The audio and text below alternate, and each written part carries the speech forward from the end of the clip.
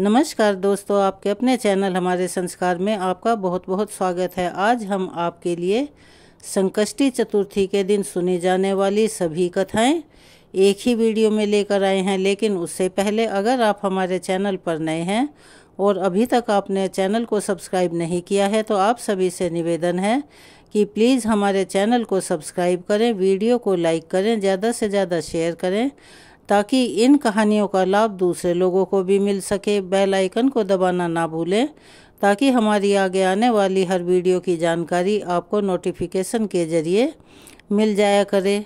Comments box में ओम गण गणपतिये नमः, हर हर महादेव लिखना ना भूलें।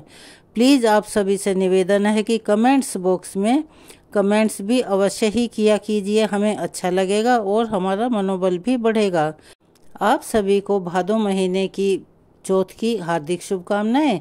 आज भादो महीने के कृष्ण पक्ष की संकष्ट चतुर्थी है। इस दिन व्रत रखकर व्रत की कथा पढ़ने, सुनने या दूसरों को सुनाने से भगवान गणेश अपने भक्तों के सभी पाप और संकट दूर करते हैं और भक्तों की सब मनोकामनाएं पूर्ण करते हैं। पौराणिक कथा के अनुसार एक बार देवी पार्वती ने भगवान श्री गणेश जी से पूछा कि हे पुत्र, भादो कृष्ण चतुर्थी को संकट नाशक चतुर्थी कहा गया है, इसीलिए उस दिन का व्रत किस प्रकार किया जाता है, मुझे समझाकर कहिए। तब गणेश जी ने कहा, हे माते, भादो कृष्ण चतुर्थी सभी संकटों की नाशक, विविध फलदायक और संपूर्ण सिद्धियों को देने वाली है। पूर्व वर्णित विधि से ही पूजा करनी चाहिए। हे देवी, इस व्रत में आहार संबंधी कुछ विशेषताएं हैं, मैं उन्हें बतला रहा हूँ। श्री कृष्ण जी कहते हैं कि हे युधिष्ठिर पुत्र, की ऐसी बातें सुनकर देवी पार्वती जी ने उनसे पूछा कि आहार और पूजन में क्या विशेषताएं हैं, उसे कहिए। तब गणेश जी ने कहा कि गुरु द्वारा वर्णित प्रणाली से इस दिन भक्ति भाव से पूजन करें। 12 महीनों में अलग अलग नामों से गणेश जी की पूजा करनी चाहिए। विनायक, एक दंत, कृष्ण पिंग, गजानन, लंबोदर, भालचंद्र, हेरंब, विकट, वक्रतुंड, आकृत, विघ्नराज और गणाधिक, इन 12 नामों से व्रत रखने वाले को गणेश जी की पूजा करनी चाहिए। अलग अलग महीनों में क्रमशः एक एक नामों से पूजा करें। चतुर्थी के दिन प्रातः नित्य कर्म से निवृत्त होकर व्रत का संकल्प लें। इसके बाद रात्रि में पूजन और कथा का श्रवण करें तथा दूसरों को भी सुनाएं और पठन भी करें। पूर्व समय में नल नामक एक पुण्यात्मा और यशस्वी राजा हुए। उनकी रूपशालिनी रानी दमयंती नाम से प्रसिद्ध थी। एक बार उन्हें शापग्रस्त होकर राजा से विमुख होना पड़ा और रानी के वियोग में कष्ट सहना पड़ा।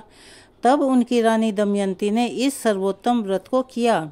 देवी पार्वती जी ने पूछा, हे पुत्र, दमयंती ने किस विधि से इस व्रत को किया और किस प्रकार व्रत के प्रभाव से 3 महीने के अंदर ही उन्हें अपने पति से मिलने का सौभाग्य प्राप्त हुआ।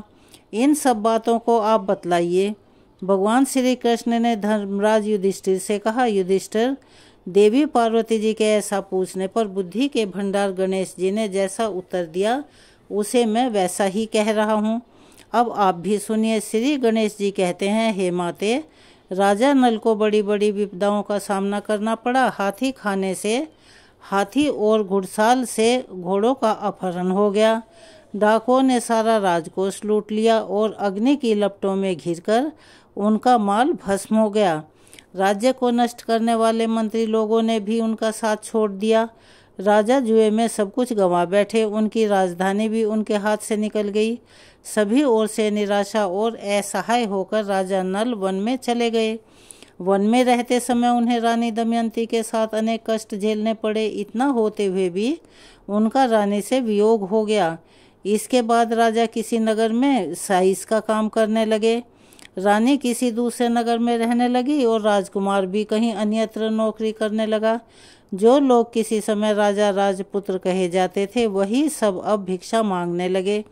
तरह तरह के रोगों से पीड़ित होकर, एक दूसरे से अलग होकर, कर्म फल को भोगते हुए ये किसी तरह अपने दिन बिताने लगे। एक समय की बात है कि वन में भटकते हुए दमयंती ने महर्षि शरभंग के दर्शन किए। उन्होंने उनके पैरों पर नतमस्तक होकर हाथ जोड़कर कहा, दमयंती ने पूछा, हे ऋषिराज, मेरा अपने पति से कब मिलन होगा? किस उपाय से मुझे हाथी घोड़ों से युक्त घनी आबादी वाली नगरी मिलेगी? मेरा भाग्य कब लौटेगा? हे मुनिवर, आप निश्चित रूप से बतलाइए। श्री गणेश जी कहते हैं कि दमयंती का यह उत्तम प्रश्न सुनकर सर्भंग मुनि ने कहा, हे दमयंती, मैं तुम्हारे कल्याण की बात बता रहा हूँ, सुनो। इससे घोर संकट का नाश होता है। यह सब कामनाओं को पूर्ण करने वाला और शुभदायक है। भादो मास की कृष्ण चतुर्थी संकट नाशनी कही गई जाती है। इस प्रकार नर नारियों को एक दंत गजानन की पूजा करनी चाहिए। विधि व्रत और पूजन करने से ही हे रानी तुम्हारी संपूर्ण इच्छाएं पूरी हो जाएंगी और 7 महीने के अंदर ही तुम्हारा पति से मिलन भी होगा। यह बात मैं निश्चयपूर्वक कहता हूँ। गणेश जी कहते हैं कि सर्भंग मुनि से ऐसा आदेश पाकर रानी दमयंती ने भादों की संकट नाशिनी चतुर्थी व्रत प्रारंभ किया और तभी से बराबर प्रति मास गणेश जी का पूजन करने लगी। 7 ही महीनों में राजन इस उत्तम व्रत को करने से उसे पति, राज्य, पुत्र और पूर्वकालीन वैभव आदि की पुनः प्राप्ति हो गई।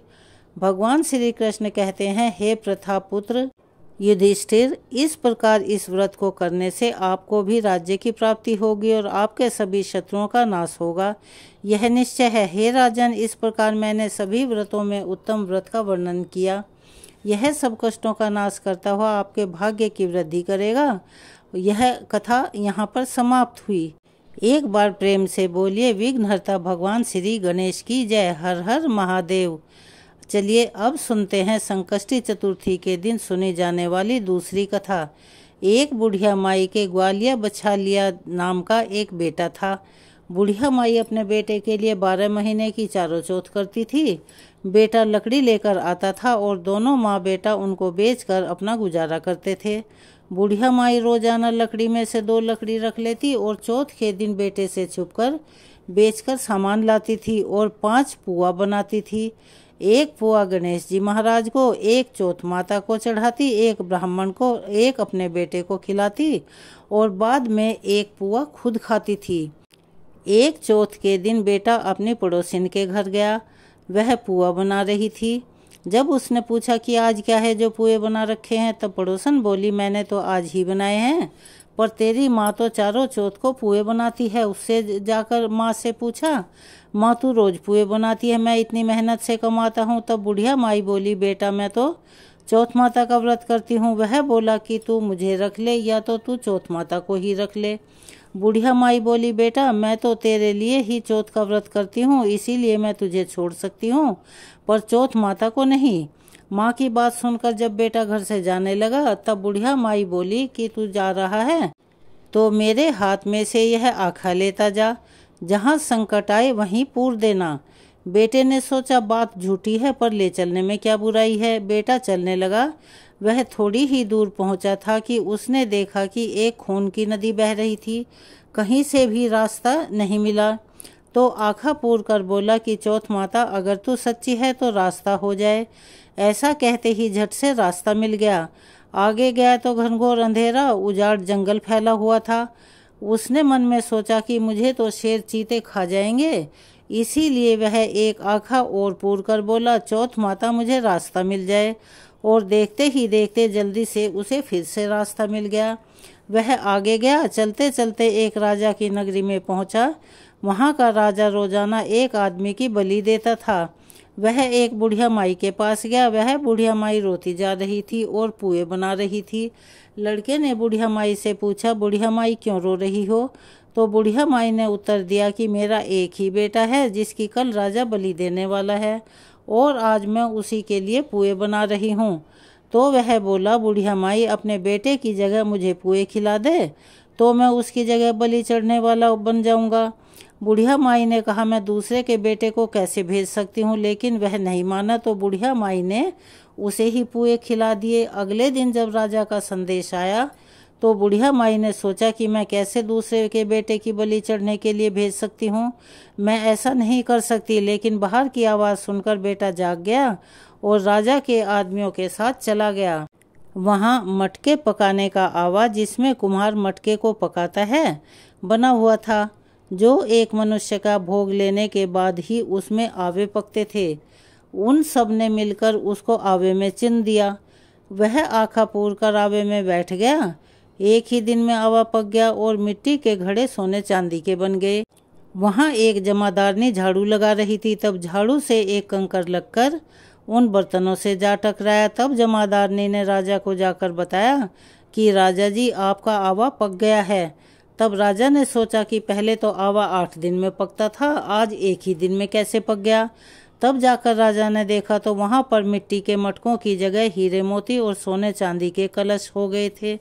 और अंदर से आवाज़ आई कि धीरे से उतारो। अंदर से आदमी की आवाज़ सुनकर राजा और राजा के आदमी डर गए। सोचने लगे कि अंदर कौन सा प्रेत आ गया। फिर वह बोला कि डरो मत, मैं तो सिर्फ एक आदमी हूँ जिसको तुमने अंदर चुना था। देखा तो अंदर हरे हरे जवारे उग रहे थे। राजा ने पूछा कि तू अंदर जिंदा कैसे बच गया। तब उसने बताया कि मेरी माँ ने चौथ के व्रत किए थे और वह लगातार चौथ का व्रत करती है। जब मैं घर से निकला था तो मेरी माँ ने मुझे आखे दिए थे। मैं उन्हीं को पूर कर बैठ गया और चौथ माता की कृपा के कारण बच गया। तब राजा ने कहा कि मैं तेरे को एक घोड़े पर बैठाकर सांकल बांध देता हूँ। अगर यह सांकल खुलकर मुझे बंध जाएगी तो मैं तेरी चौथ माता को सच्ची मान लूँगा। इस प्रकार जब वह आंखें पूर कर बैठ गया और चौथ माता से कहने लगा, हे चौथ माता, अब आप ही मेरी लाज बचाना। तब सांकल खुलकर राजा के बंध गई। इससे प्रसन्न होकर राजा ने अपने बेटी का विवाह उस लड़के से कर दिया और बहुत सा धन दौलत देकर उसे विदा कर दिया। लड़के की पड़ोसन घर के बाहर ही खड़ी थी। उसने देखा तो जाकर लड़के की माँ से कहा, माई, तेरे बेटे बहू आए हैं। लड़के की माँ को विश्वास नहीं हुआ। जब वह छत पर चढ़कर देखने लगी तो देखा सच में बहू बेटे आ रहे थे। हे चौथ माता, जैसे आपने बुढ़िया और उसके बेटे पर कृपा की वैसे ही सभी पर अपनी कृपा करना। भादवे की चौथ माता की कहानी कहने वाले को, कहानी सुनने वाले को, हुंकारा भरने वाले को और उनके पूरे परिवार पर अपनी कृपा हमेशा करना। यह थी भादो चौथ माता की दूसरी कहानी। अब सुनिए तीसरी कहानी। पुराने समय की बात है। एक ब्राह्मण था जिसके घर एक बेटा और बहू थे। बेटा और पिता कुछ कमाते तो थे नहीं। जो बहू के साथ आया हुआ दहेज का सामान था उसी से अपना काम चलाते थे। जब भी बहू बाहर कचरा डालने जाती तब उसके पास वाली पड़ोसन उससे पूछती कि बहू, आज खाने में क्या खाकर आई हो। तब बहू बोलती कि मैं तो बासी और ठंडी रोटी खाकर आई हूँ। एक दिन साहूकार के बेटे ने यह बात सुन ली। वह वहाँ से चला गया और अपनी माँ के पास जाकर बोला कि माँ, तू तो अपनी बहू को रोज गर्म खाना खिलाती है, फिर भी वह बाहर जाकर कहती है कि मैं तो बासी और ठंडी रोटी खाकर आई हूँ। तब माँ ने कहा कि बेटा, मैं तो चारों थालियों में बराबर गर्म खाना परोसती हूँ। अगर तुम्हें यकीन नहीं है तो तुम खुद देख लेना। वह अगले दिन तबीयत खराब होने का बहाना बनाकर कंबल ओढ़कर लेट गया। तब उसे यह देखकर आश्चर्य हुआ कि बहू ने तो गरम गरम खीर और खांड का भोजन किया है। और जब बहू बाहर गई तब वह उसके पीछे पीछे जाने लगा। फिर पड़ोसन के पूछने पर बहू ने वही बात दोहराई कि मैं तो बासी रोटी खाकर आई हूँ। अब उसका पति उससे पूछने लगा कि तू तो अभी अभी गर्मा गर्म खाना खाकर गई थी और पड़ोसन से कह रही थी कि मैं बासी ठंडी रोटी खाकर आई हूँ, तू झूठ क्यों बोल रही थी। तब उसकी विद्वान पत्नी ने कहा कि यह ना तो तुम्हारे कमाए हुए पैसों की रोटी है और ना ही तुम्हारे पिताजी के कमाए हुए पैसों की रोटी है। अगर हम इसी तरह बैठे बैठे धन को खर्च करते रहे तो एक दिन कुएं के पानी की तरह समाप्त हो जाएगा। उसके बाद तो उसका पति कमाने के लिए विदेश चला गया। पीछे से उसकी पत्नी 12 महीने की चौथ का व्रत करती थी। उसको विदेश में रहते और कमाते हुए 12 वर्ष बीत गए। तब चौथ माता और विनायक जी महाराज ने सोचा कि अब उसे घर बुलाना चाहिए। एक दिन चौथ माता लड़के के सपने में आकर बोली कि तू अब अपने घर चला जा, तेरी पत्नी तुझे बहुत याद करती है। तब वह बोला कि मैं घर कैसे चला जाऊं, मेरा तो यहाँ इतना बड़ा कारोबार फैला हुआ है। तब चौथ माता कहने लगी कि तू सुबह एक दीपक जलाकर चौथ माता का नाम लेकर बैठ जाना। जिनके पैसे बकाया हैं वह पैसे देकर चले जाएंगे और लेने वाले ले जाएंगे। लड़के ने वैसा ही किया। उसका सारा काम एक ही दिन में निपट गया। जब वह घर जा रहा था तो उसे रास्ते में एक सांप दिखाई दिया। जो आग के पास जा रहा था। उसने सांप को आग से बचाने के लिए उसे आवाज़ लगाकर हटा दिया। ऐसा करने से नागराज क्रोधित हो गए और कहा कि हे पापी, मैं तो इस नाग योनि से मुक्ति के लिए जा रहा था, तूने मुझे आवाज़ लगाकर हटा दिया, अब मैं तुझे डस लूँगा। तब वह लड़का बोला कि हे नागराज, मैं 12 वर्ष के बाद अपने घर जा रहा हूँ, आप मुझे अवश्य ही डस लेना, लेकिन आज मुझे अपने घर वालों से मिलने दीजिए, कल रात आकर आप मुझे डस लेना। नाग ने उसकी बात मान ली और वहाँ से चला गया। जब लड़का घर आया तो वह बहुत उदास था। उसने अपनी पत्नी से के पूछने पर सारी बातें बता दी। उसकी पत्नी बहुत ही चतुर चालाक थी। उसकी पत्नी ने एक सीढ़ी पर दूध का कटोरा रख दिया, दूसरी सीढ़ी पर बालू रेत बिछा दी, तीसरी पर फूल माला बिखेर दिए, चौथी पर इत्र छिड़क दिया, पांचवी पर मिठाई रख दी, छठी सीढ़ी पर जौ और सातवीं में रोटी रख दी। रात को जब वह सांप डसने के लिए आया तो सबसे पहले उसे ठंडी ठंडी रेत में लौटकर बहुत ही मज़ा आया। फिर दूसरी सीढ़ी पर उसने दूध पीकर कहा कि मैं एक ब्राह्मणी के बेटे को डसना तो नहीं चाहता, लेकिन वचन दिया हुआ है, इसीलिए डसना तो पड़ेगा ही।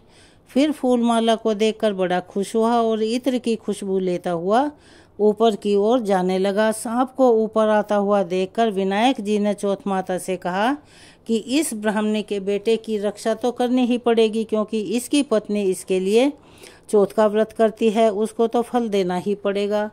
तब विनायक जी ने सीढ़ी पर रखे हुए आँखों से सुई बनाई और चौथ माता ने रोटी की ढाल बना दी और सांप के आगे लगा दी। विनायक जी ने जौ के सूल बनाए थे, उनसे सांप की मृत्यु हो गई। सुबह उस लड़के से मिलने गांव के लोग आने लगे, क्योंकि वह 12 वर्षों के बाद वापस घर आया था। लोगों ने उसे आवाज़ दी, लेकिन वह तो उदास बैठा था, इसीलिए बोला नहीं। जब उन्होंने देखा कि सीढ़ियों पर तो खून पड़ा हुआ है, तब वे सब के सब रोने चिल्लाने लगे कि ब्राह्मणी, आज तो तेरा बेटा मर गया। यह देखकर ब्राह्मणी भी जोर जोर से रोने लगी। आवाज़ सुनकर उसका बेटा नीचे आया और कहा कि माँ, मैं मरा नहीं हूँ, यह तो सांप मुझे डसने के लिए आया था और खुद मर गया। यह सब देखकर उसकी पत्नी बहुत प्रसन्न हुई कि आज मेरे पति के प्राण बच गए। उसने चौथ माता को धन्यवाद दिया और कहा कि यह तो चौथ माता ने मेरे व्रत का फल दिया है। हे चौथ माता, जैसा फल ब्राह्मणी के बेटे और बहू को दिया, वैसा सभी को देना। जो भी इस कहानी को कहने वाले, सुनने वाले, हुंकारा भरने वाले और दूसरों को सुनाने वाले, उसके पूरे परिवार को ऐसा ही फल देना। ये थी चौथ माता की कहानी, जो संकष्टी चतुर्थी पर सुनी जाती हैं। आपको कैसी लगी कमेंट्स बॉक्स में अपनी राय अवश्य ही लिखें। अगर आप हमारे चैनल पर नए हैं और अभी तक आपने चैनल को सब्सक्राइब नहीं किया है, तो आप सभी से निवेदन है कि हमारे चैनल को सब्सक्राइब करें, वीडियो को लाइक करें, ज़्यादा से ज़्यादा शेयर करें, ताकि इन कहानियों के श्रवण का लाभ और लोगों को भी मिल सके। बेल आइकन को दबाना ना भूलें, ताकि हमारी आगे आने वाली वीडियो की जानकारी आपको नोटिफिकेशन के जरिए मिल जाया करे। अपना सहयोग और प्यार हमें ऐसे ही देते रहें। कमेंट्स बॉक्स में ओम गंग गणपते नमः, जय हो गणेश भगवान की, हर हर महादेव लिखना ना भूलें। धन्यवाद।